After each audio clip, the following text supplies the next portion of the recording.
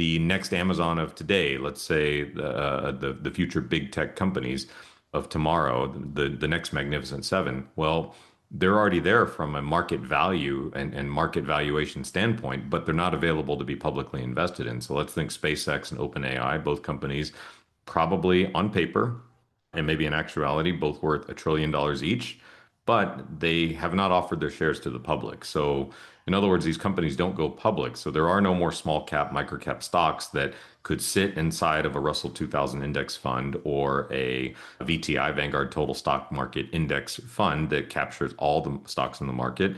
And as an Amazon goes up the ranks from 4,772 all the way up to maybe at its highest point, 4, and back down to where it might be today in the 10 to 25 range from a market valuation standpoint, you didn't get to participate in that anymore. So what happened as I went through my career was that people had to zig because the market zagged, right? These companies were no longer going public to access capital to continue to grow. They were accessing private equity. So for the average retail investor, something needed to change. They needed to shift their strategy. And now bonds are correlated to stocks. So the best way to do that is to find your way to get invested in these private markets. Now, could you do it directly on your own? Not easy to do.